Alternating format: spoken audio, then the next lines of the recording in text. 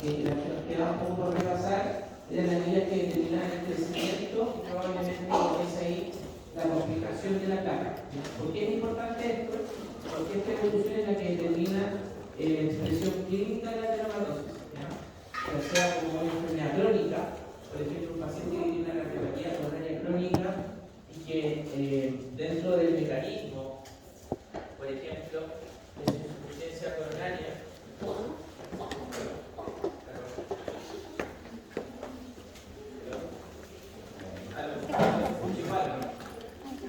¿los micrófonos no se escuchan? Sí.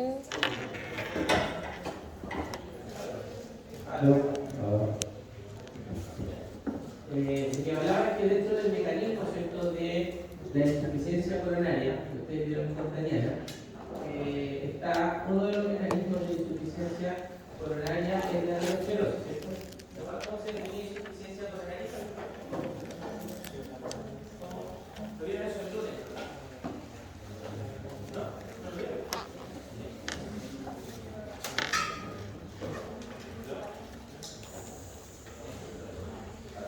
¿Se escucha así o no? ¿Sí hablo? ¿No? ¿Cómo se definía?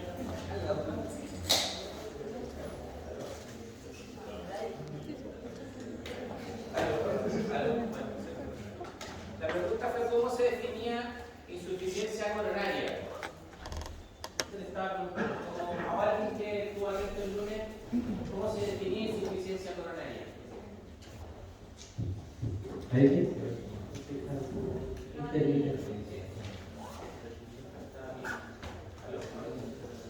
¿Cómo se define insuficiencia coronaria? ¿Tuvieron el lunes, no? ¿O no vieron ahí? Eso, la diferencia entre la aborto y el consumo de oxígeno. Entonces, cuando hablamos de una dermatosis, de una obstrucción fija, de una placa, ¿qué mecanismo de insuficiencia coronaria va a estar operando?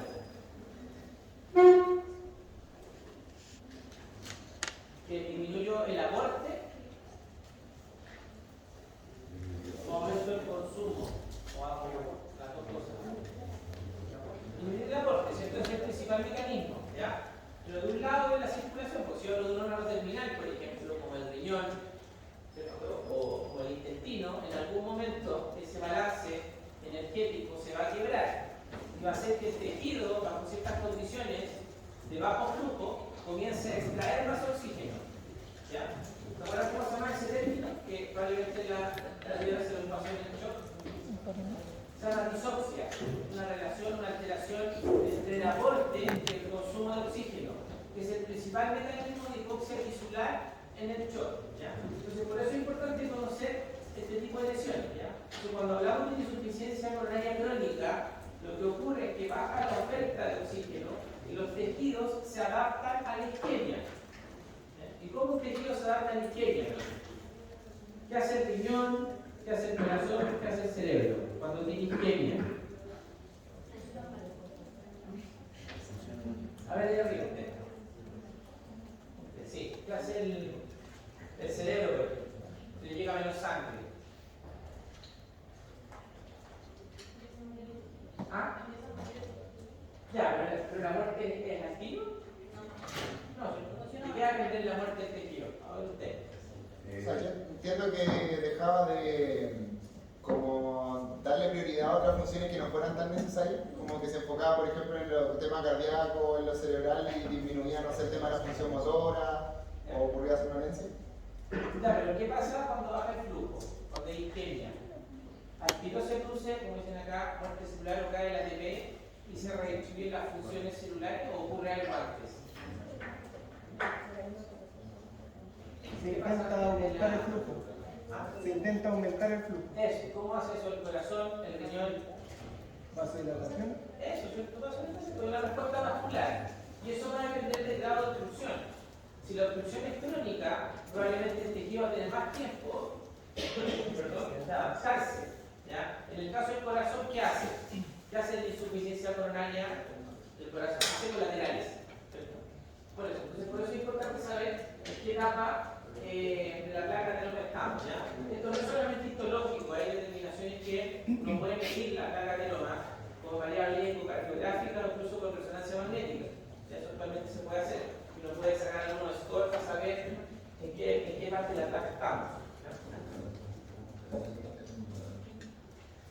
Así macroscópicamente y biológicamente como se ve la primera etapa, ¿cierto? Cuando llegamos a la etapa de preadenoma o etapa 3, tenemos las capas histológicas de abajo, ¿cierto? El endotelio, que está acá, la capa muscular y la apéndice que se tiñe con azul. ¿Ya? Y acá está, digamos, la aorta, por ejemplo, abierta. Entonces, cuando uno ve el endotelio, ¿cierto? Si tuviera un tubo que yo lo abriera así, y lo alargara, podría ver en la parte superior, que sería lo que está más hacia el lumen, las estrellas de grasa. Así se ve. Como si uno hace un asado, se tira la grasa arriba y se quema. Esto es lo mismo, pero en la aorta. Esto la aorta uno la abre.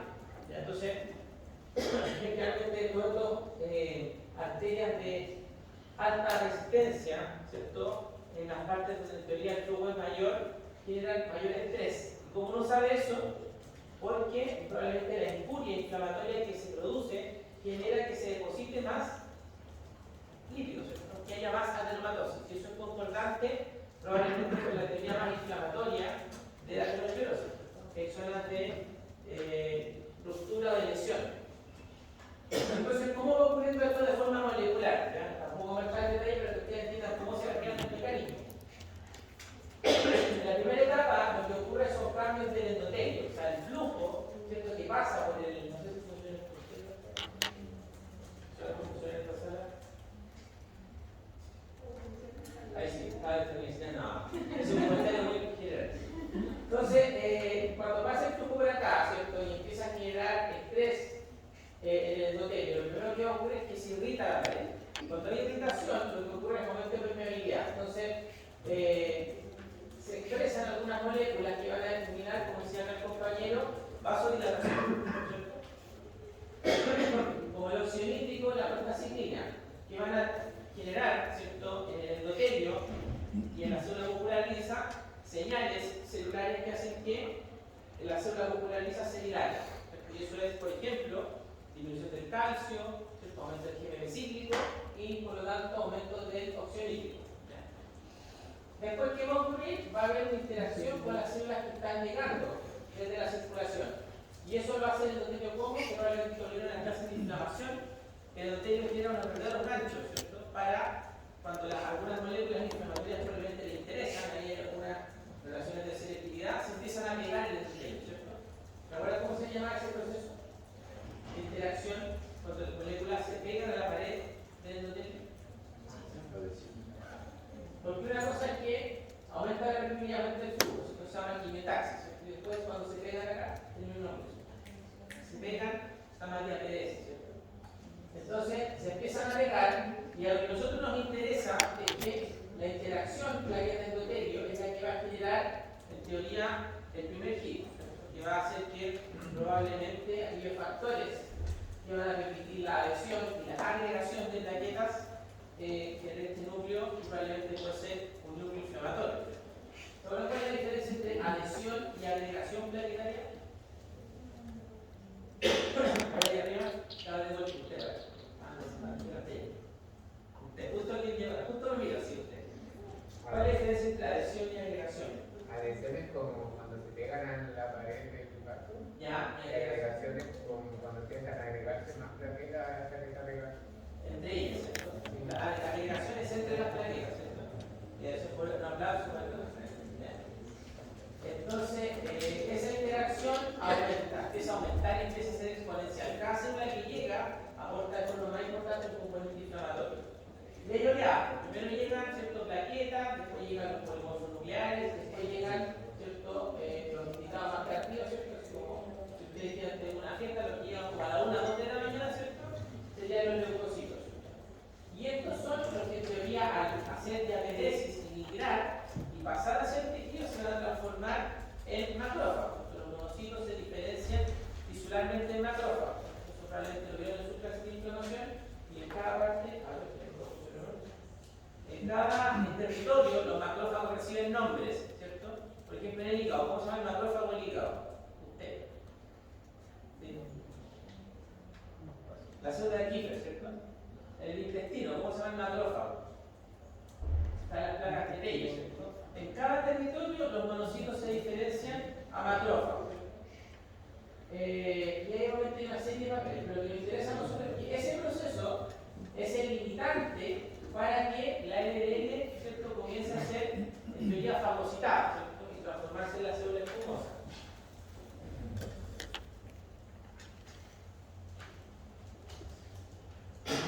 Entonces, una vez que se forma la estría grasa, sí o sí vamos a tener monocitos con líquidos, ¿cierto? O sea, en este caso, tisularmente macrófagos, que son las células espumosas, y va a comenzar el proceso de cobertura de la placa. ¿Ya? Eso va a estar determinado por la migración. Estas células que están en la íntima van a empezar a migrar y empezar a cubrir la cápsula. ¿Cierto? Y eso depende por estimulación de el fenotipo de la célula muscular. Creo que es una célula muscular equivalente. Si yo la tomo, la hidro, si le pego, le tiro calor, frío, ¿qué va a hacer? Se contrae o se dilata, porque no tiene otra opción. ¿Ya? Pero bajo ciertas condiciones, ¿cierto?, bajo ciertos estímulos que pueden ser fisiológicos o patológicos, la célula muscular se puede transformar en otro tipo celular, ¿ya?, y comenzar a secretar cosas. O sea, pasar de un fenotipo contráctil a uno secretor o proliterativo. ¿Se acuerdan cómo se llamaba cuando un subtipo celular se transforma en otro? Si no, en la célula inflamatoria. ¿Cómo se llama eso? Es un fenotipo diferenciado a otro. Se llama metaplasia. Entonces, esta metaplasia hace que se cubra la capa de otras células musculares que empiezan a proliferar y eso va a quedar en la cápsula. Después, obviamente, los linfocitos que están acá se empiezan a activar. Hay moléculas que permiten esa activación, como el TNF-alfa, y posteriormente se empiezan a agregar más plaquetas, ¿cierto? Como ya tenemos siempre la fiesta armada, hay muchas células, entonces las plaquetas empiezan a pegarse arriba de la cápsula fibrosa. Y eso lo hacen mediante unas moléculas que permiten, ¿cierto?, la agregación como los tromboxanos. Entonces, se fijan, tenemos TGF-beta, transformación de célula muscular. TNF-alfa, activación de linfocitos, ¿cierto? Y tromboxano, activación y liberación de plaquetas. Entonces, en cada proceso hay un mediador inflamatorio. Por eso en teoría definimos esta patología como dice, una patología inflamatoria. Porque en cada etapa se ha visto y se ha podido separar. Cuando esto empieza a crecer, y ya tenemos ya el adenoma formado, ¿qué es lo que ocurre? La lesión tiene dos opciones. Esto empieza a crecer, empieza a expandirse, ¿cierto? Y eso puede generar una estrecheza del lumen. Entonces, se fijan, esto sobrepasa el lumen. O sea, si yo dibujo el vaso hacia el otro lado, me queda el 50%, ¿cierto? Entonces, puede quedar un componente estenosante, o sea, que crece y tapa de forma crónica. Entonces, piensa en alguien una persona que camina, no sé, 10 cuadras, de la cuadra número 8 le duele la pantorrilla. Si uno le hace la amnesia, le toma los pulsos, tiene pulsos disminuidos, cambio trófico en la gente, bueno, puede ser una insuficiencia arterial crónica y el mecanismo puede ser una placa tenor que empezó a crecer lentamente, ¿cierto? Pero ¿qué pasa si de repente, ¿cierto?, esta cápsula o esta capa se rompe? Se rompe, ¿cierto?, es una fibrosis o una inflamación y sobre eso se tiene una necrosis. Van a llegar muchas más células, o sea, se va a tapar bruscamente. Entonces esta persona que caminaba 10 cuadras, camina 2 en la pierna, ¿cierto? Una isquemia aguda. Entonces, realmente cuando hablamos de estos cambios de patrones clínicos asociados a la adenomatosis, hablamos de eventos o accidentes de placa. Por eso, obviamente, la clínica no le llama así. O sea, ahora tiene otro nombre, se llama evento isquémico agudo. En el caso del corazón, síndrome coronariano agudo, en el caso del cerebro se llama infarto cerebral, pero lo que ocurre es que, dependiendo de la velocidad, predominan fenómenos necróticos. Entonces, eso tiene que ver con dos cosas. Uno, con la velocidad del proceso inflamatorio, y segundo, con el aporte de oxígeno. ¿Ya? ¿Ustedes se acuerdan de una lesión inflamatoria? ¿De qué puede depender el aporte de oxígeno? Por ejemplo, si ustedes pasaron ya por el cáncer, ¿no? Al concepto de cáncer, ¿cierto? ¿Qué pasa con los tumores cuando empiezan a crecer? ¿Qué pasa en el centro del tumor?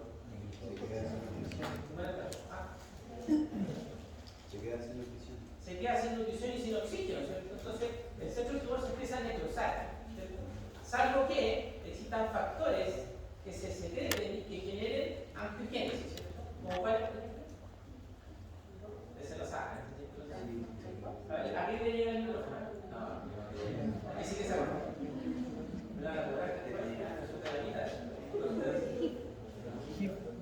Factor inductor de Se llama el factor de crecimiento del endotelio vascular. Entonces lo decimos en inglés PFP. Entonces se secreta y ese permite generación de vasos. El principal estímulo para que se secrete el factor de crecimiento del endotelio vascular, el PFG, es la hipoxia. Hay un factor transcripcional acumulado por hipoxia que se llama HIF, HIF1. Entonces, cuando aumenta la expresión de HIF1 en un tumor, yo digo probablemente el tumor va a generar neovasos. Si genera menos neovasos, necrótico. Y acá es lo mismo. Entonces, hay fenómenos macroscópicos y fenómenos celulares que explican eso. Acá es lo mismo.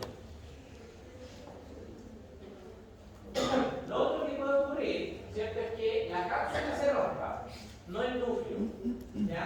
La cápsula se puede ulcerar porque las plaquetas ahí pueden crear un efecto de infiltración inflamatoria, o puede haber una trombosis, ¿cierto? O sea, se genera un componente agudo de plaquetas y las plaquetas tapan el núcleo, un evento trombótico. Y ahí obviamente va a depender de la relación, como decía acá, entre las células que van llegando y las moléculas que van rompiendo la cápsula, que se llaman metaloproteínas. O sea, lo mismo el nombre. Lo importante es que los accidentes de placa, cuando ocurren de forma no aguda, ¿cierto?, están determinadas por un balance de sustancias. Las sustancias que rompen la cápsula y otras que forman la cápsula. Por lo tanto, yo midiendo estas cosas, incluso las puedo medir en el plasma, yo puedo saber cuán activa está una placa. Y eso se puede hacer. Se puede medir.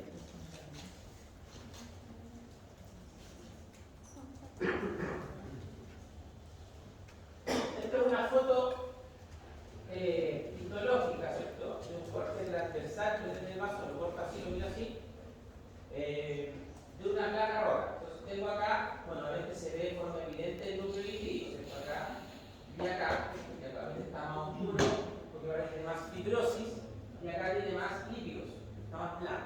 Y sobre esto se formó que una hemorragia. Entonces probablemente la cápsula se rompió, ¿cierto? Rompió un vaso sanguíneo, empezaron a salir ciertos glóbulos rojos y acá se formó un tapón plaquetario. Entonces aquí tenemos una rotura de placa con un fenómeno probablemente trombótico. Entonces a veces estas cosas se pueden ver cuando se hacen las necropsias de algunos pacientes, ¿cierto?, de las carotidas, ¿cierto?, o en las aortas abdominales. Se ven estos fenómenos que son como subagudos. Tenemos la placa que crece lentamente y el accidente de placa. Las dos cosas en un puro evento histológico. De los mecanismos no vamos a entrar mucho en detalle porque tampoco la idea es que hablemos de millones de moléculas, pero que lo sistematicemos en tres. Uno que sería la difusión endotelial, o sea, la falla en la función del endotelio. Segundo, la inflamación que lleva al cansancio. Y tercero, todos aquellos mecanismos que hacen que los lípidos o la LDL, ¿cierto?, ingrese más a la célula espumosa y crezca el núcleo, ¿cierto? Por eso hablamos de dislipidemia heterogénea, que cuando usted tiene el colesterol malo alto es el LDL, ¿cierto?, porque el LDL es más ávido, ¿cierto?, del macrófago, y el macrófago activado ingresa a la íntima y genera placas ateromatosas. Por eso hablamos de dislipidemia heterogénea. Entonces, esos son los tres mecanismos más importantes. Con respecto a la disfunción endotelial, ¿cómo definimos disfunción endotelial? Como dice ahí, es la disminución del endotelio para inducir vasodilatación.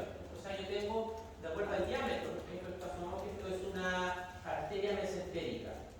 De acuerdo al diámetro de la arteria mesentérica, el diámetro del reposo y el diámetro en máxima capacidad de vasodilatación, yo sé que hay un delta, ¿cierto?, de lumen. Por ejemplo, si lo vamos así, lo amarillo es sin vasodilatación y todo el negro es con vasodilatación. Entonces yo puedo medir eso.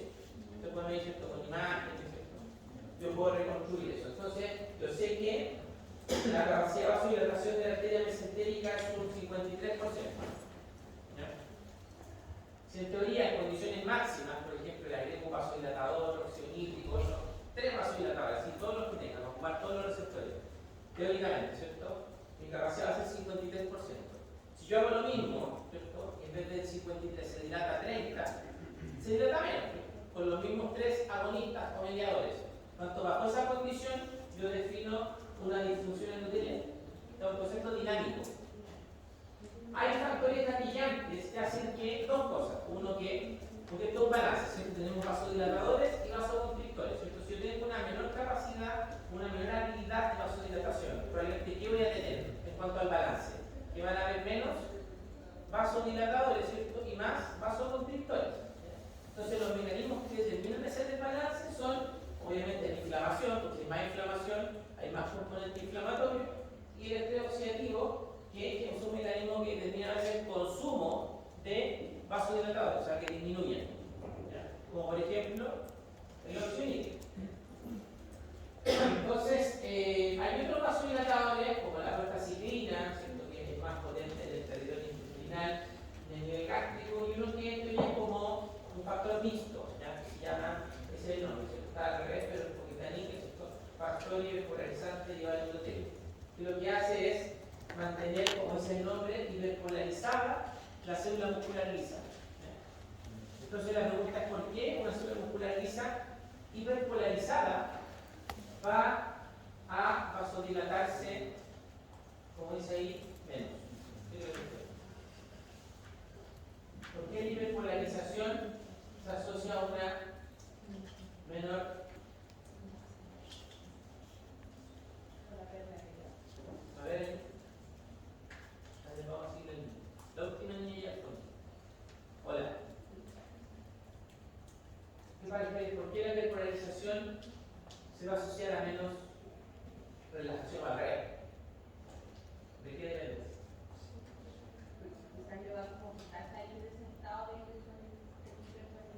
¿Por qué? ¿De qué va a depender? En la célula muscular estamos hablando de un proceso eléctrico. La polarización eléctrica de las células depende del potencial de membrana. Es porque se hace más negativo. Si se hace más negativo, le va a costar entre comillas más relajarse, ¿cierto? Le va a costar llegar al potencial, ¿cierto? Al potencial. Y lo otro, bueno, que en teoría hay formas de medir la disfunción endotelial. Se puede medir midiendo la dilatación, por ejemplo, de la arteria braquial, cuando doy en forma oral óxido nítrico, ¿cierto? O no, perdón, ¿cómo se llama esto? No óxido nítrico, sino que nitrato, ¿cierto? Doy un nitrato, que es un aportador de óxido nítrico por vía oral, y eso me genera un aumento de óxido nítrico en el plasma, porque aumenta su biodisponibilidad, y hace que la arteria braquial se dilate. Entonces yo puedo medir este mismo delta que le escribí acá en el brazo, con un ecógrafo, así con un transductor, y estimar la función endotelial que se llama dependiente de flujo. Y eso clínicamente pues, es una medida de disfunción endotelial. ¿Sí? Profe, ¿por qué cuando aumenta la negatividad dentro del músculo es más difícil para la persona debería ser al revés? ¿Por qué hacer al revés? Porque si en teoría se aumenta lo negativo, ¿cierto? Quiere decir que la célula, ¿cierto?, está en el potencial máximo de reposo, ¿cierto? Entonces, para que la célula en teoría tenga que relajarse, ¿cierto? Lo primero que tiene que ocurrir en una célula muscular es contraerse. Si no llega al potencial gatillo, ¿cierto? Que salen los canales de sodio y la célula se contrae, nunca se va a relajar. Entonces, como que en teoría nunca la puedo despertar la célula. ¿Ya? Entonces, generalmente cuando uno habla de potenciales muy negativos o de hiperpolarización, es imposible que la célula se pueda relajar. Una célula muscular lisa, distinta a una muscular esquelética que va a depender del estímulo de la contracción que yo le dé, ¿cierto? Si le doy una hormona, ¿cierto? O una agonista alfa, eso va a cambiar un segundo mensajero de la célula muscular lisa, el mecanismo es eléctrico. ¿Ya? Entonces, todos estos factores determinan que en general aquellos pacientes que tienen reducida su capacidad de vasodilatación puedan generar eventos, como por ejemplo un síndrome coronario agudo, ¿cierto? Y de acuerdo a lo que vieron, ¿cierto?, en la clase con Tatiana, ¿cuál es el factor dependiente de la disfunción endotelial que determina un síndrome coronario agudo? ¿Cómo se llama ese concepto en la insuficiencia coronaria? Que se reduce para que se determine una isquemia crítica, por ejemplo, en el miocardio. con la reserva coronaria? ¿Le explicó lo que era la reserva coronaria?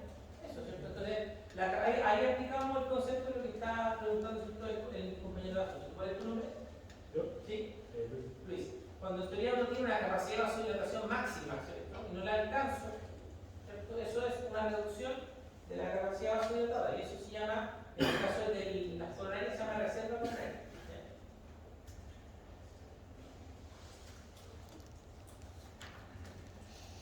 Entonces, hay estudios que han mostrado a largo plazo, ¿cierto? Estudios clínicos de seguimiento, por ejemplo, a 5 o 10 años, que existen variables clínicas que se asocian a disfunciones endoteliales.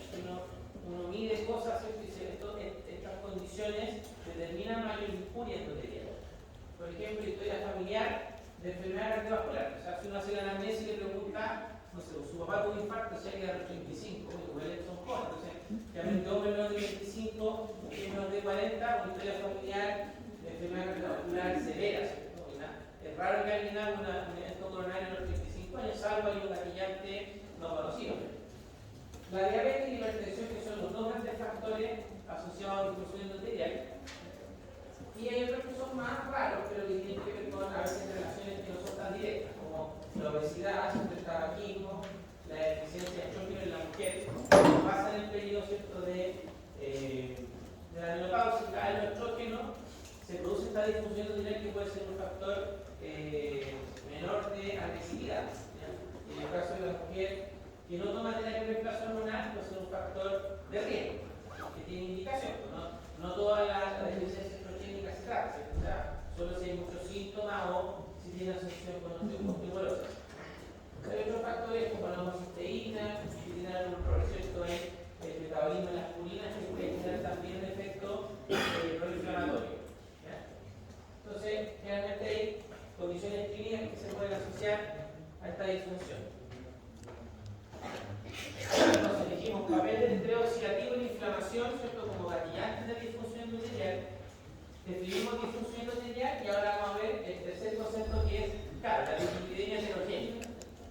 Esa va a estar clara principalmente por aumento de la lipoproteína de baja densidad, la LDL, que es la que se deposita, y un HDL bajo, que hace lo contrario. Si yo subo mucho el HDL, por ejemplo, bajo condiciones específicas, ejercicio, tengo un factor protector en ella, sobre 60, borra por factor de riesgo.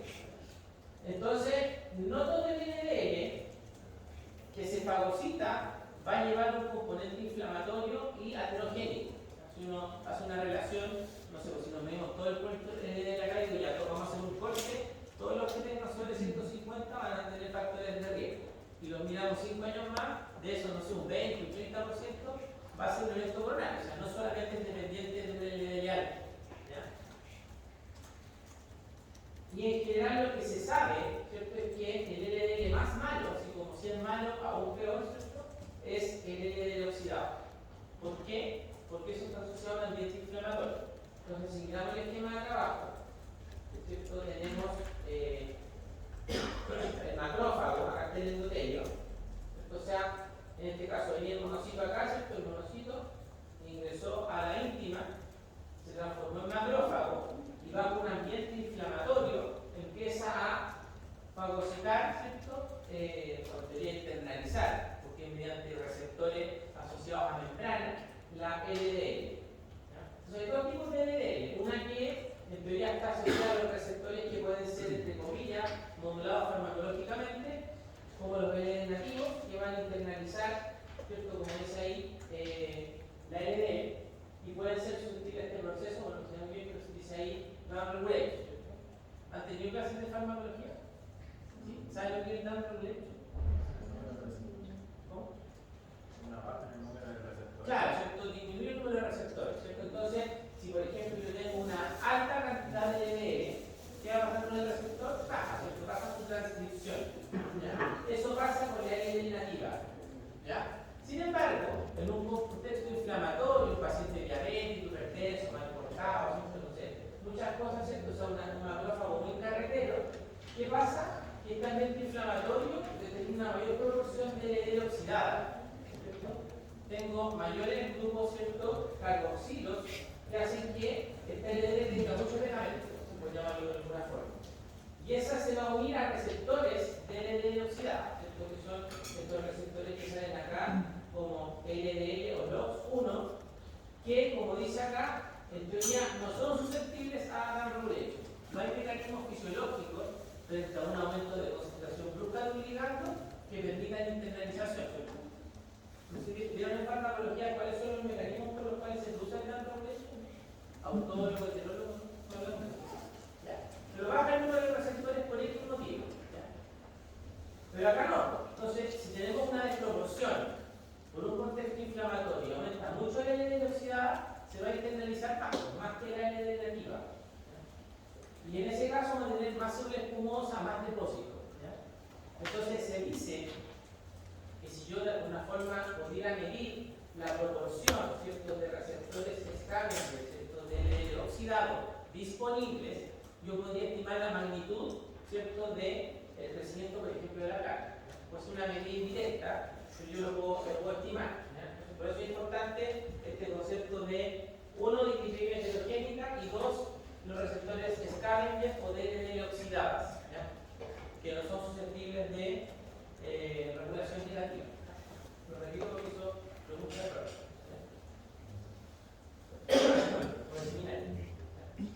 Y tercero, bueno, este es como el último concepto de esta clase, tiene que ver con, como hablamos que los eventos inflamatorios pueden ocurrir de forma crónica en general. O sea, es raro que haya un evento inflamatorio agudo en el endotelio, por llamarlo de una forma, naif, ¿cierto? O sea, sin ninguna injuria. ¿Ya? Por lo tanto, todos los procesos que determinan la aterosclerosis generan un continuo. Entonces, si yo lo pudiera graficar, por ejemplo, con esta flecha, digo ya, bueno, acá tenemos pacientes que son hipertensos, diabéticos, obesos, fuman, y una familia con alta carga cardiovascular, ¿cierto? Una pregunta, todos los hermanos con infarto, para el paciente diabético, así no sé, con 3 amputaciones, o sea, claramente es un paciente que está, ¿cierto?, al límite de sus factores de riesgo. O puede que tenga otros que quizás no conocemos, pero en ese contexto la difusión sería ya escala. O sea, si lo tomamos acá, por ejemplo, o acá, pero siempre hay unos puntos iniciales que no se conocen. Entonces, siempre la disfunción endotelial va a ser un factor común. Después, obviamente, cuando ya la inflamación está instaurada y todos los procesos que vimos de formación de la célula espumosa, formación de las distintas placas de no está instaurado, puede haber un punto en que este desarrollo genere, como dice acá, una ruptura de la placa. Y obviamente el quiebre clínico es distinto. O sea, como decíamos, si el paciente le duele a las 10 cuadras o le duele el pecho al subir escalera, ahora se levanta en la noche y le duele el pecho. Hay un cambio en las características clínicas asociadas a una agudización o reagudización, por ejemplo, del fenómeno isquémico. Y ahí obviamente tenemos todos los síndromes asociados a los eventos agudos o coronarios agudos que pueden suceder, ¿cierto? O sea, que puede ser un síndrome coronario agudo, ¿cierto? O una patología asociada a la insuficiencia coronaria, ¿ya? Y eventualmente todo lo que genera eso en el corazón, ¿cierto?, que probablemente lo vieron en el contexto de la insuficiencia cardíaca. La principal causa de insuficiencia cardíaca, ¿cierto?, en el paciente infartado es la isquemia, ¿cierto? La isquemia determina que caiga la función del corazón y eso va determinando fenómenos de remodelación ventricular que hacen que obviamente el corazón disminuya, ¿cierto?, su cámara y su volumen expulsivo, ¿cierto?, que es una de las formas de insuficiencia cardíaca. Entonces hay eventos maquillantes desde la isquemia que determinan eso. Entonces un paciente con disfunción endotelial, con factores de riesgo, que tuvo un evento coronario, claramente va a estar más cerca de acá que de acá. Entonces, a lo que nosotros nos interesa, pensando en, ¿cierto?, el concepto de la medicina preventiva, es actuar acá, bajar la carga cardiovascular, bajar los factores de riesgo, bajar la desinflamación endogénica. Esos son como los principales objetivos, pensando en la aplicación clínica de seguir o de tratar la aterosclerosis.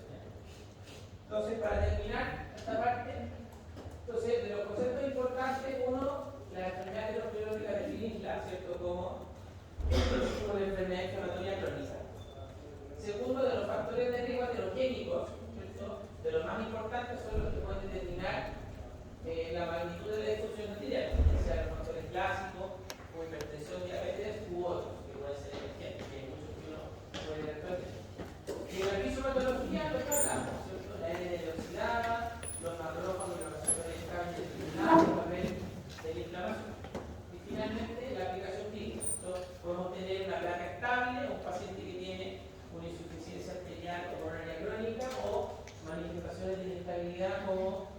síndrome coronario agudo. ¿Cómo no lo puede detectar clínicamente? Preguntando, ¿cierto? Con la amnesia. ¿Cómo es el dolor?